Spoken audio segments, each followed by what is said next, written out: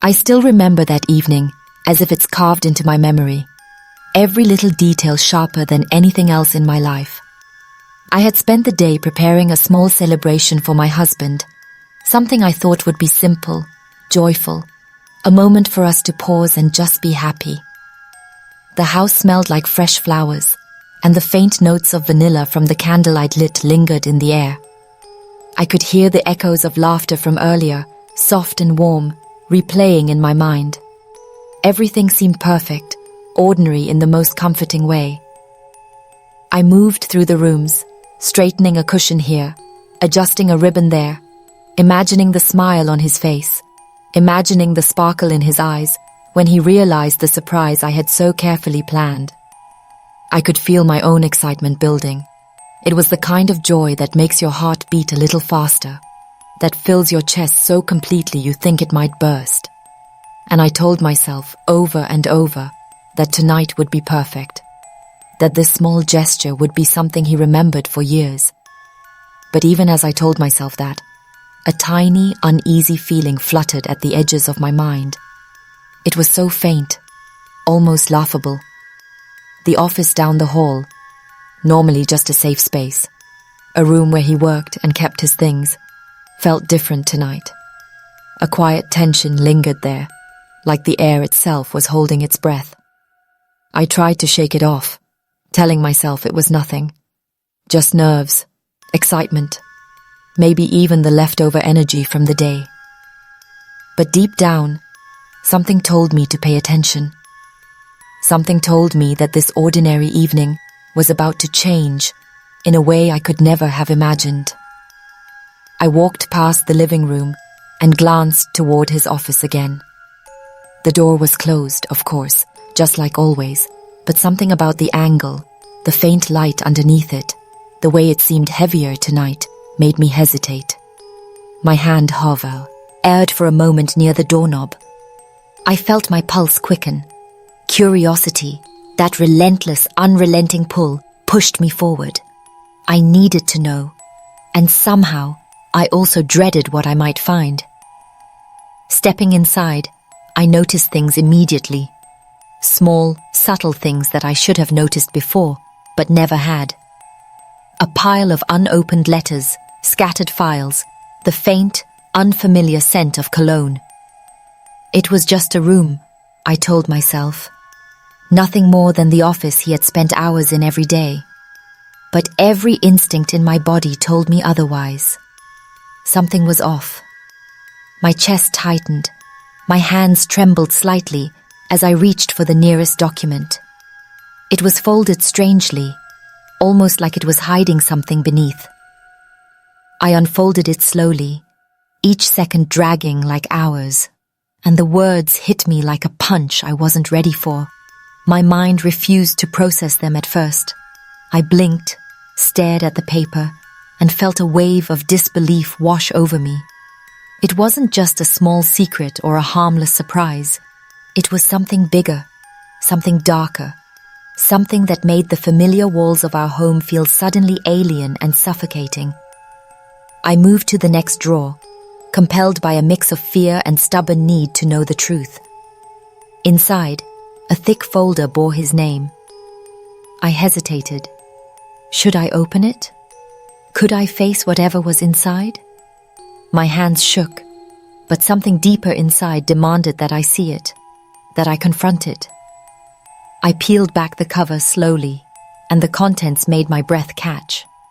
Photographs, documents, notes, evidence of manipulation, of lies, of injustice that reached far beyond what I had ever imagined. Faces stared up from the pages, people affected by actions I couldn't yet understand. Each detail weighed on me, pressing down, making it impossible to ignore the reality unfolding before me. The room seemed to close in, shadows stretching unnaturally in the soft glow of the desk lamp. I felt isolated, trapped not by walls, but by the knowledge that everything I believed about the world, and about him, was suddenly in question. Fear, anger, disbelief, they all tangled together, making my chest ache and my mind spin. I wanted to scream, to run, to demand answers, but I also knew I couldn't turn away. The last folder sat openly on the desk, almost daring me to confront it. My heart hammered, my stomach churned. This was the moment I had been unconsciously approaching all day, the moment where curiosity and dread collided. I picked up the envelope, feeling its weight, feeling the weight of what it contained. I knew that once I opened it, nothing would be the same. Every instinct screamed at me, but I was compelled forward, unable to stop, unable to ignore the truth. And as I held it in my hands, I whispered, barely audibly, to myself, "What have you done? What is this?" My mind raced with questions, warnings, excuses, but the answers were right there, waiting, and there was no going back now. I took a deep breath, trying to steady my shaking hands. The envelope felt impossibly heavy, like it carried not just papers, but the weight of every secret, every lie I had unknowingly lived with. My heart pounded so loudly, I thought he might hear it from the other room, though I knew he wasn't there.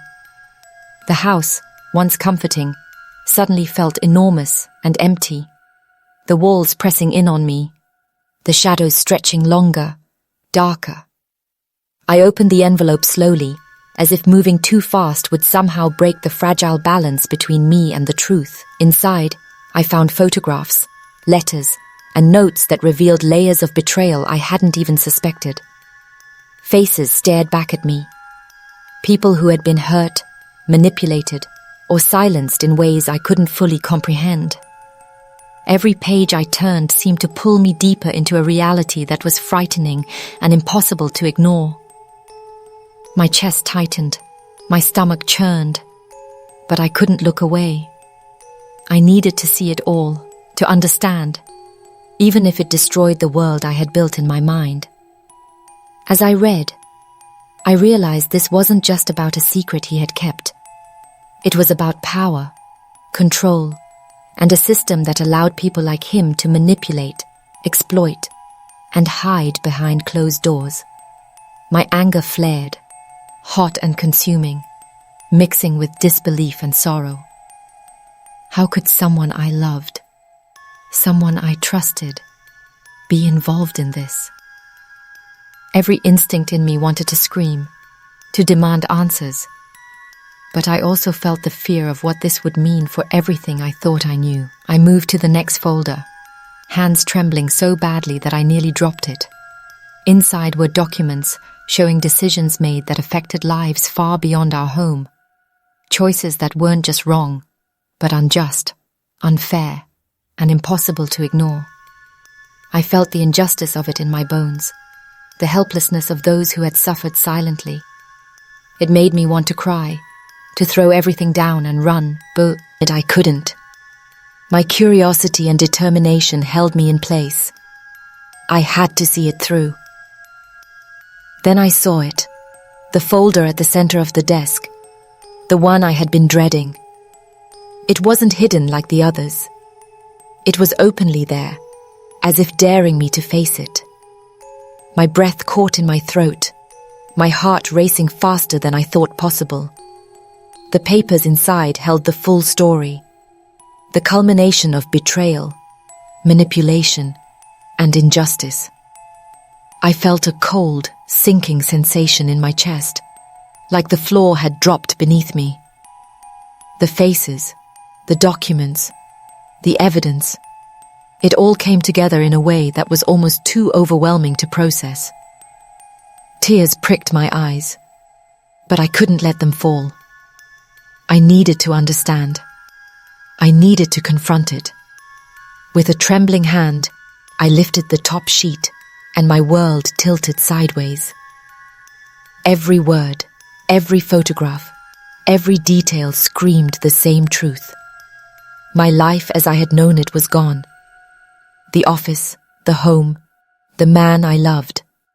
They were no longer the safe, familiar things I had trusted. The reality I faced was shocking, painful, and impossible to ignore. I sank into the chair behind the desk, my head in my hands, trying to make sense of what I had just uncovered.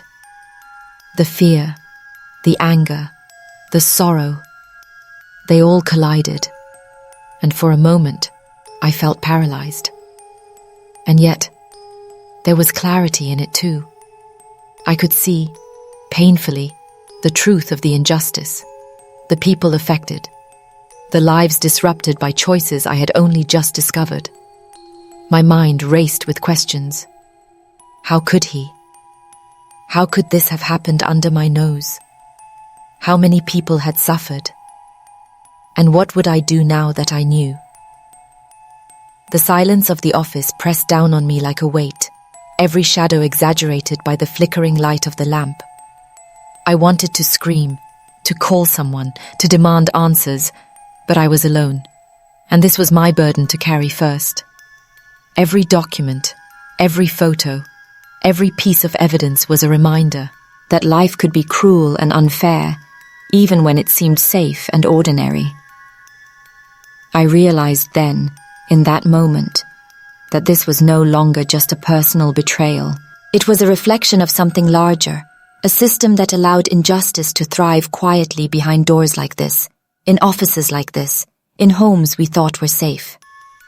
My heart ached, not just for myself, but for everyone affected, for everyone whose voices had been silenced.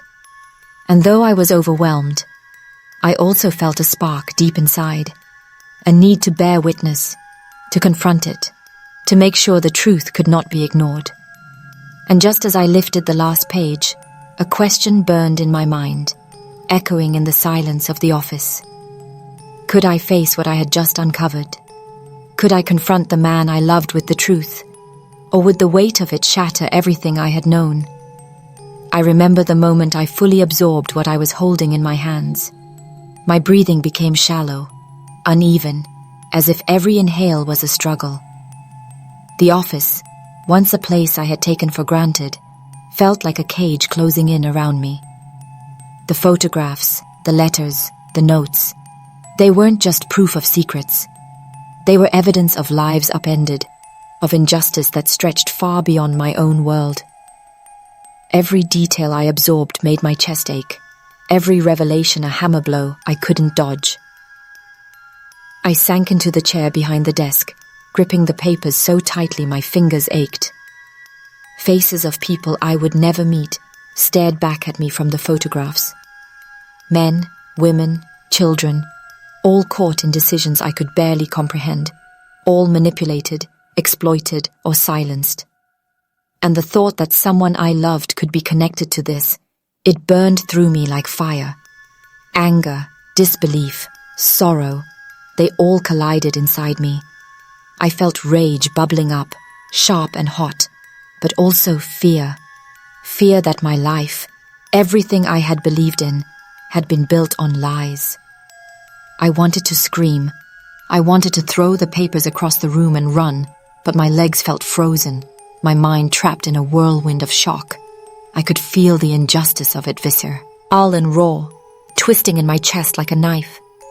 How could someone I trusted, someone I thought I knew, be part of something so cruel? How had I missed the signs that were there all along? Every instinct screamed at me that I shouldn't have known, that ignorance might have been safer. But now that I had seen, I could never look away. And then I realized the scale of it. It wasn't just personal betrayal. It wasn't just a secret hidden in an office. It was a web of manipulation, of unfairness, of injustice, reaching far beyond our home, far beyond us. The realization hit me like a tidal wave. The world could be cruel and indifferent, and people could hide it behind doors that seemed familiar, safe, ordinary. The office, the papers, the man I loved, they weren't just elements of my life anymore. They were evidence of a reality I could no longer ignore. I held the last folder, the one I had been most afraid to touch. My heart pounded. My hands shook uncontrollably. This was the culmination of everything I had uncovered, the proof, The faces, the stories, the consequences. I could almost hear the echoes of the people affected, their pain etched into every document. And then the thought hit me, a crushing weight. This wasn't just about what he had done, or what he had hidden from me. It was about a system that allowed it, a world that ignored it.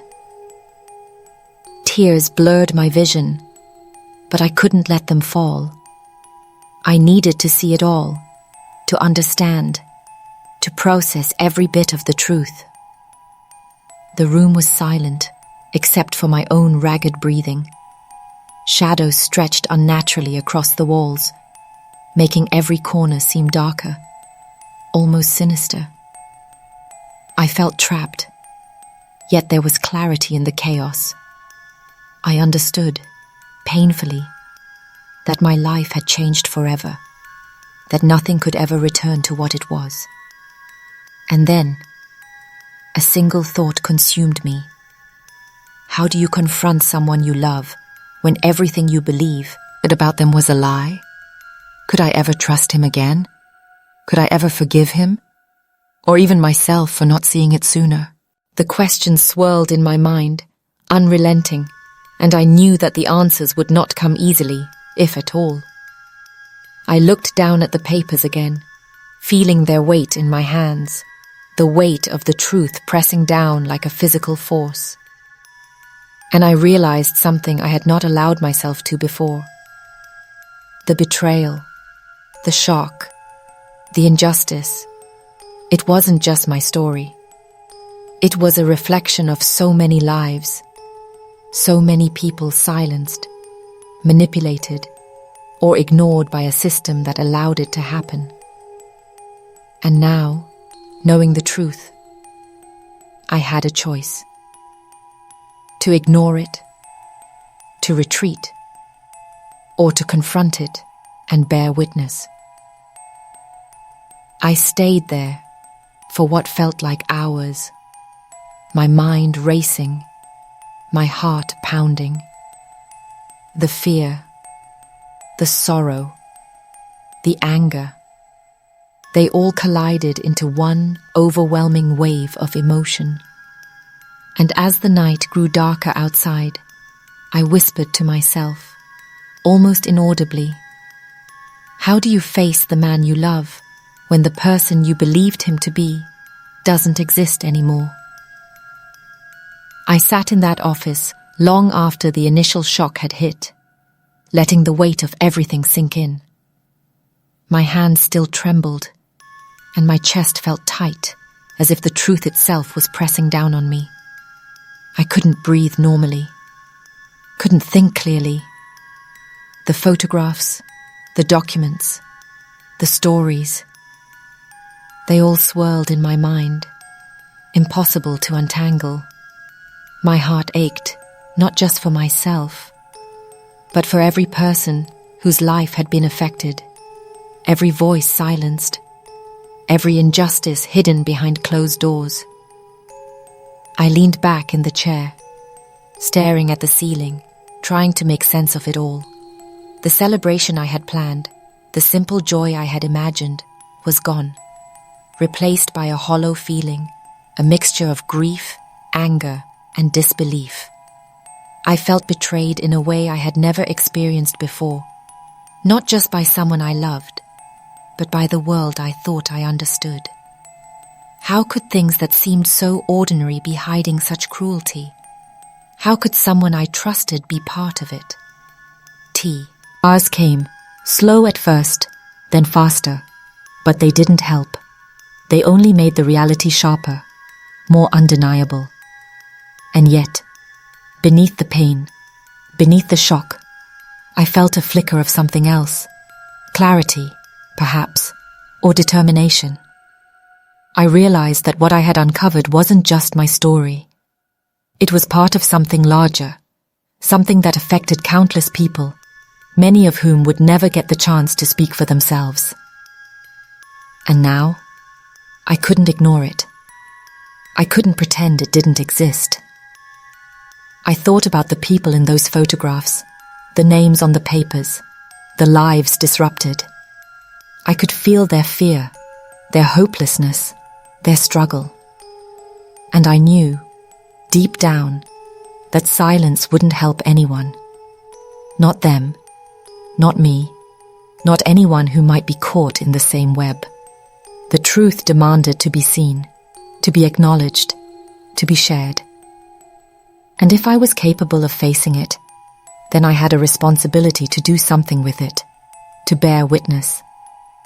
Even as the hours passed and the night grew darker outside, I knew that my life would never return to the way it had been. The trust I had once taken for granted was gone, replaced by awareness, by knowledge, by the need to confront and understand the consequences of what I had uncovered. And though it hurt, though I felt lost and alone in the aftermath, there was a strange sense of purpose forming in the chaos. I asked myself questions I didn't have answers to. How many other people were living in ignorance, unaware of the injustice surrounding them? How many voices were silenced every day, hidden behind doors that seemed safe? Could I make a difference, even a small one, just by refusing to look away? And then I realized something important. Fear and grief didn't have to be paralyzing. They could be the first step toward action, toward acknowledgement, toward change. The world might be unfair, cruel and unrelenting, but I had seen the truth. I had felt it, absorbed it, and now I had a choice. I could carry it with me, let it consume me, or I could use it to bear witness and make sure it didn't stay hidden. The office was quiet. The papers still spread out in front of me, each one a reminder of what had been done and what I could not ignore. I whispered to myself, almost as a promise, I will not stay silent. I will not turn away. The voices I have seen, the injustices I have felt, I will carry them forward. And as I left the office that night, stepping into the dim glow of the hallway, I couldn't help but ask the question that had been growing inside me since I first opened that envelope. How many secrets remain hidden, just out of sight? And how long will the world continue to ignore them? The days after that night were some of the hardest I've ever faced. I walked through the house feeling like a stranger in my own life. Every corner, every familiar object reminded me of what had happened, what I had discovered. I couldn't pretend anymore that things were the way they seemed.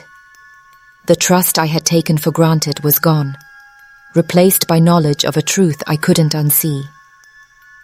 And yet, even in the heaviness, there was something new, an awareness that demanded I do something, that refused to let me turn away. I began to think constantly about the people whose lives I had glimpsed in those photographs and documents. I imagined their fear, their pain, the moments when they had been silenced or overlooked.